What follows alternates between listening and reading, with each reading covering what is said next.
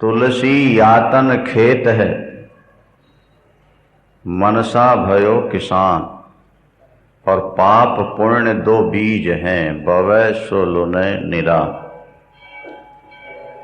पाप और पुण्य रूपी बीज हम बो रहे हैं। हमारे जीवन के दोष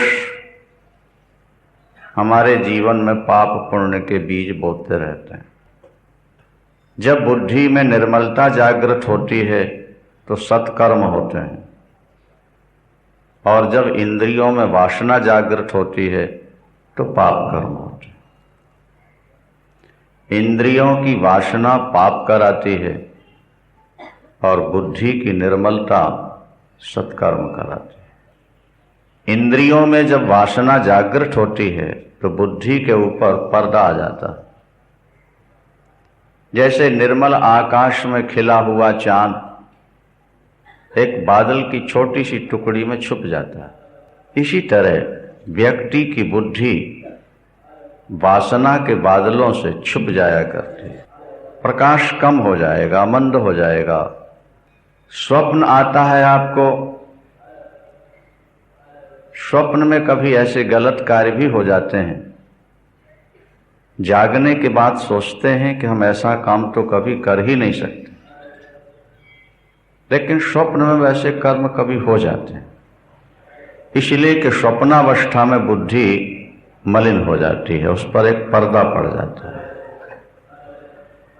नहीं, बुद्धि वही है, और हमने स्वप्न में क्या देखा ये भी बुद्धि हमें बता रही है, लेकिन स्वप्न के दृश्यों को सत्य मानकर बुद्धि ने जो कर्म किए, जागृत अवस्था में बुद्धि निर्मल हो जाती है और सोचती है कि नहीं नहीं, ऐसा कर्म तो हम नहीं करते। और क्यों हुआ स्वप्न में? इसलिए कि बुद्धि उस अवस्था में मलिन हो जाती है। जैसे किसी व्यक्ति ने शराब पी ली और शराब पी करके गलत काम कर लेता है, नशा उतरने के बाद वो पछताता है कि हमसे ऐसा गलत काम क्यों हुआ।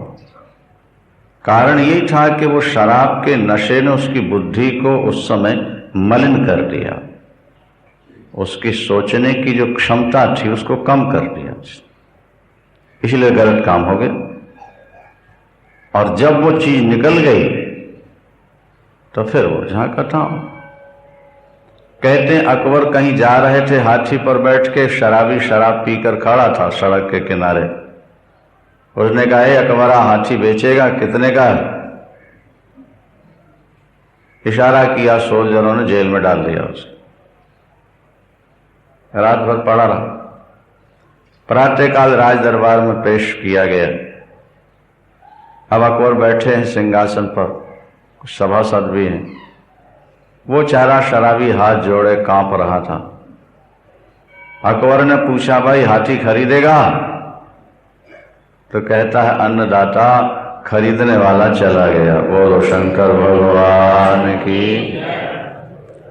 खरीदने वाला चला गया। अब तो मैं आपकी प्रजा हूं।